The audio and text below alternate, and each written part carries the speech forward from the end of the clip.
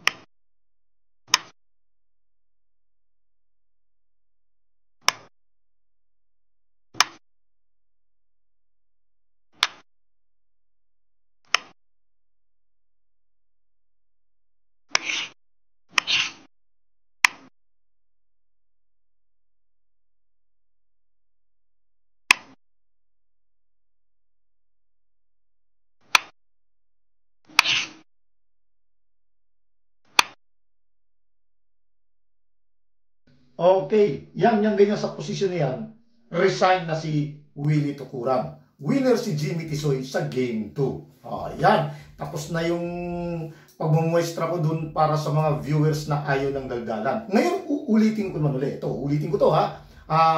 Pero may daldal na. Kaya yung mga viewers na ayaw ng daldalan, pwede na silang lumipat ng ibang channel. Kasi wala nang dama, daldalan na to. Kwentuhan naman ngayon. Okay, dama kwentuhan tayo. Okay, itong dilaw ang kay Willie Tukuran. Ito namang blue ang kay Jimmy Tisoy. Okay, unang sulong si Willie. Tumira ng 115. Yan. Pagkatapos nag 214, nag 51. Tapos nag 72. Ngayon, kadalasan 116 eh. Yan yung pinaka-common na tira. O kaya 314. Yan yung mga common tira. Ngayon, itong 10-5, sa tingin ko lang itong 10-5, palagay ko, ito yung nagpahina ng posisyon kay Willie. Diyan na nagsimula na humina yung kanyang posisyon. Sa palagay ko, pasok na dun sa formada ni Jimmy Tisoy. Okay, tuloy natin ang tinira 10-5. Yan. Kaya nakapag 215. Inipit kagad. Ngayon, kinalas ni Willie. Yan. Pagkatapos, kumain ng 8-14. Siguro, palagi ko, kadalasan ganyan naman nangyayari kapag kayong mga unang game, pangalawang game. Siyempre, yung mga player, nagkakapaan pa kung ano yung kahinaan ng kalaban. Siguro, baka ganun ang ginawa ni Willie. Okay, tira ng blue. Kaya napunta sa ganitong posisyon. Tumira ng 116. Ngayon, nag-116 din si Willie. Okay, ito sa kanyang formada, akala ko ititira ito eh. Para mabasag. No? Okay, pero hindi ginawa. Ang ginawa, o kaya ititira to, o kaya ito ititira. No? Pero itong ginawa, tinakpan lang. Okay, ngayon yung tinakpan na yan, siguro iniisip nyo bakit hindi sinayang dito. Hindi pwedeng sayangin. Kasi pag ginawa yan ni Willie, malalansi, madadamahan si Willie. Dadama yung blue. Okay, anong gagawin? Pero ang tinira ni Willie, ito ha. No? Lagyan lang natin ng variation. Okay, so, pag itong tinira, itong gagawin niya, no? Oh, kakain yung dilaw. Yan. Tira pa ng blue. Pero may bahaw. Oh, gaganito yun, ano? Yan. Oh, pagkakain ng blue, kakain ng dilaw, tapos kakain ng blue, oh, ayan, nakita na yung lance eh.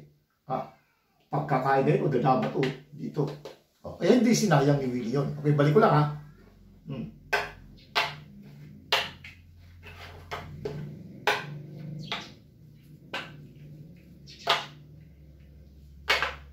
Oh, yan. Yan na yung pormada. No? Tira ng dilaw. So, hindi ginawang sinayang yon. Pag ito naman ang tinira niya, pinakita ko na to ha. Tapos na yan. Pag ito naman ang tinira niya, mapipilipit si Willie. Kaya hindi niya pwedeng gawin yan. Madidelikado. Ganun din ang gagawin. No? 313. Pakain. Kain ng 15-3, kain ng 8-14. Ganyan na magiging posisyon. Ang hirap po. Yung posisyon paipit na. Okay, balik ko lang ha. Yan. Kaya ang ginawa ni Willie, ito ang tinira niya. Nag 6-1. Ngayon, ang ginawa naman ni Jimmy, ito. Nag 313. Kumain. Tapos kumain. Yan talagang gustong ipitin. Okay. Ito, sa actual na laban, ang tinira ni Willie, pinakain niya 215. Okay? Balik ko lang ha. Ngayon, lagyan muna natin ng konting variation. Okay, sa ganyang formada, kung halimbawa, iba ang tinira ni Willie, halimbawa, nag-7-3. Yan. Pag nag-7-3, kaya nga sabi ko, parang pasok na sa formada. Kumbaga, kahit ang itira ni Willie, wala na, parang ano na talaga, parang hirap-hirap na. Kasi kung halimbawa itong tinira, nag-7-3, malamang ito ang ititira ni Jimmy. Ayan. Hindi ito sasayangin. Kasi pag sinayang, gaganda yung posisyon nung dilaw. Kasi hayaan lang yan, gaganyan lang yan. Pagkatapos, kakain ng dalawa. Kakain ng dalawa. Yan. Alin ang uunahin niyang kainin? Lalamang yun. Pag itong pinangkain niya, re-real na. Balik ko lang ha. Ngayon, kapag ito naman ang pinangkain niya, hahayaan lang. Pwedeng itong itira niya. Kita na. Madadalawa. Lamang kaya, hindi yun sasayangin. Balik ko lang ha. Okay, ayan. Ito yung huling tinira. Halimbawa, sa paglagyan din ng variation. Pinakita ko na hindi pwedeng sayangin. Kaya malamang ito yung best move. Ganyan ang mangyari. Siyempre, pag tumira naman ng iba yung yellow, maagrebyado na siya. Kung halimbawa, itong ititira niya, o itong ititira niya, kasi siyempre, sasayangin na. Pwede niya nang gawin yung ganon. Di, malamang, didiretso siya rito. Hindi rin siya pwedeng mag 215, malalansi siya. Kasi ito yung pangkakain. Pagkatapos gaganon. Malalansi, madadamahan. Papakain to. Gaganon. Yan, kita na yung dito ang pasok. Okay, balik ko lang ha. Yan.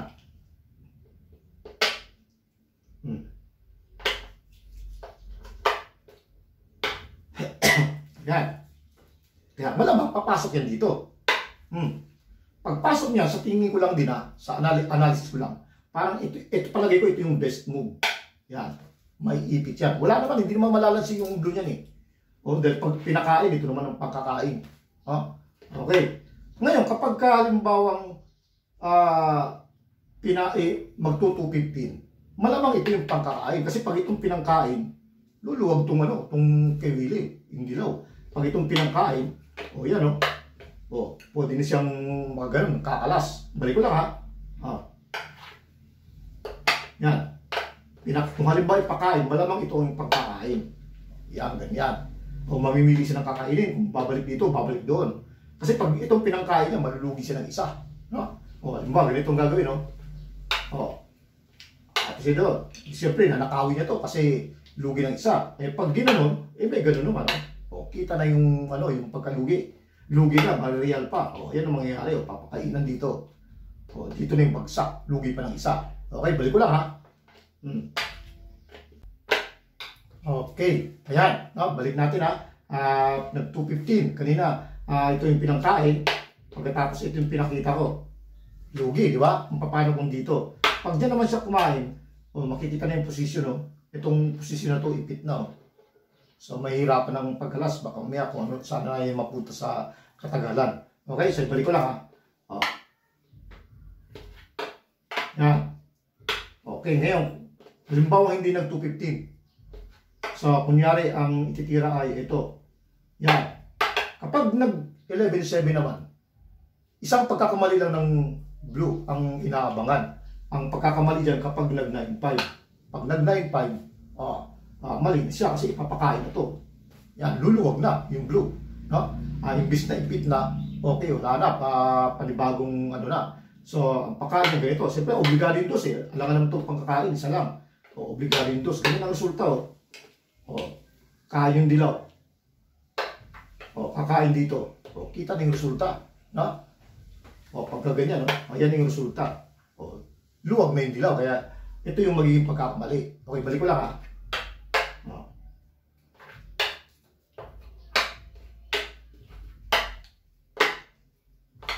Yan. So, tira ng blue. Nasabi ko, pag nag-9-5, luluwag na siya. Kaya malamang ito yung malakas. Yan. Sa ganyang formada, tira ng dilaw.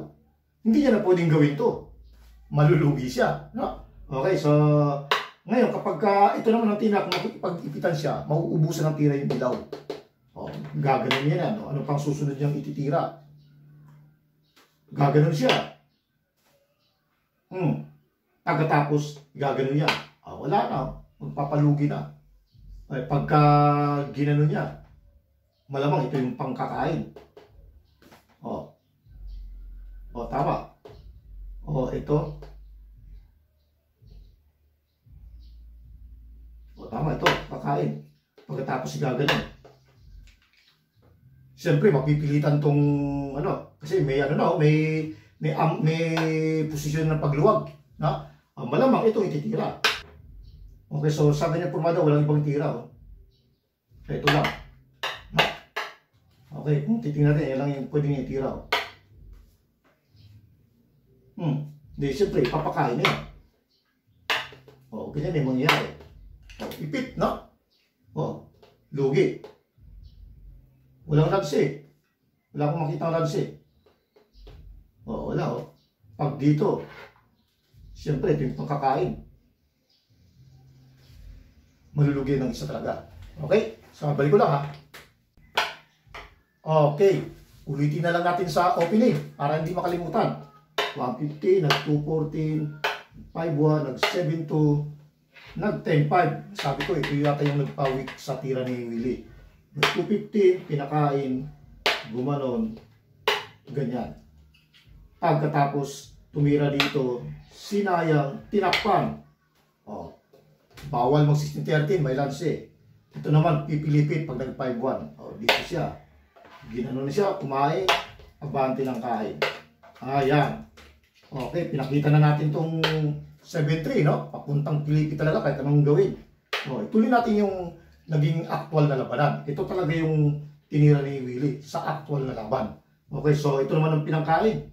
Yan. Pagkakain dito, pumunta doon. Kain naman dito. Ngayon, dyan sa forma pa lang yan, sa posisyon. Tignan yung posisyon, tabingi. Ayun, andito lahat yung itong dilaw, andito lahat. Na kung saan depensado nito. Ilan yan? 1, 2, 3, 4, 5, 6, 6. Ito, 1, 2, 3, 4, 5, 5. 5 lang ang didepensa, kaya lugi sa posisyon. Tapos itong tatlo, atake dito. Dalawa lang yung bantay dito. Kaya dyan pa lang, kitang-kita na yung pagkalugi sa posisyon. Okay, tira ng blue. Tumira siya ng 5-1. Nag 6-1.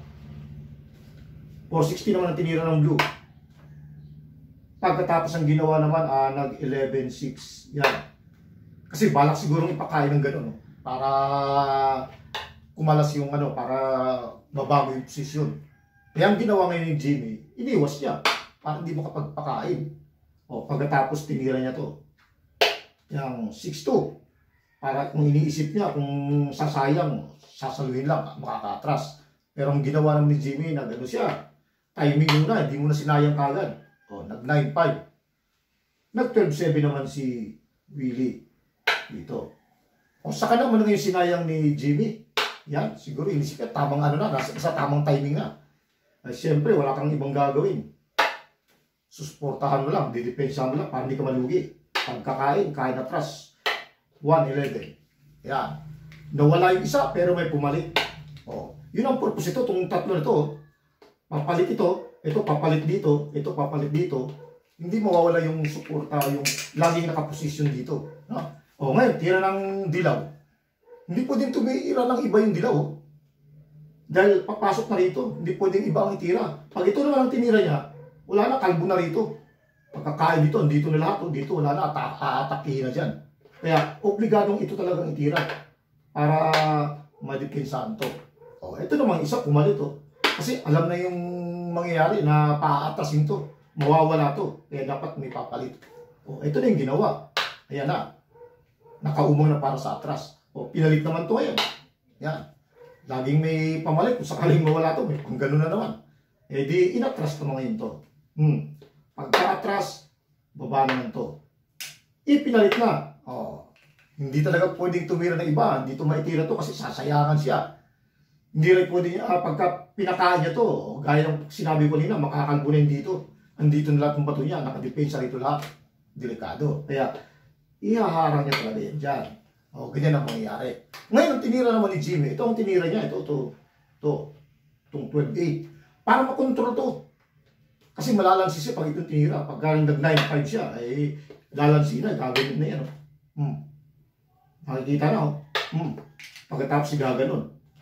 Kakain, 1, 2, 3, 4, 5. Ubus. Isa na lang ang matitira. Okay? So, balik ko lang ha. Okay, so, hindi pwedeng maitira itong 9. Na-control na. No? Okay, kaya ang nangyari, hindi na may gano'n, no? Kasi siyempre, dadalawahin eh. Isa lang talaga ang pwede niyang magandang itira. Alangan naman ito, papasukan siya dito. Okay, so, kaya ito na ngayon. Ang tinira ni Willie nag 16-14. Ang ginawa naman ni Tisoy, ito siya. Nag 10-6. Yan, hindi makapag-sacrifice. Walang isa-sacrifice. Mag-sacrifice man, bali wala. Ang ginawa niya, tinira ni Willie ito to. Para iisip niya, pag tinakpan, makakaganon, no? O kaya pagka umiwas, makakaganon. Baka makahanap ng tabla. Okay, balik ko lang ha. Yan. So, pero hindi ganun ang ginawa ni Jimmy. Ang ginawa niya, sinabay niya dito. Yan, ganyan ang ginawa niya. Para pagka itong pinangkain, kitang-kita, dadama, dalawa, malulugi, talo agad. No? Balik lang ha. Kaya, obligado si Willie na itong pangkakain niya. Yan. Pagkatapos ginano niya. Pagkatira ng ganon, kita na yung nakaumang na lanse. Kung magsasacrifice, useless, walang silbi yung sacrifice na yan. Atake na to eh. Balik ko lang ha. So, yung ginawa ni Willie, ito lang ginawa niya. Yan, ganyan ang ginawa. Siguro inisip ni Jimmy, baka may mangyari pa pagka gumanon, makakapagpakain pa.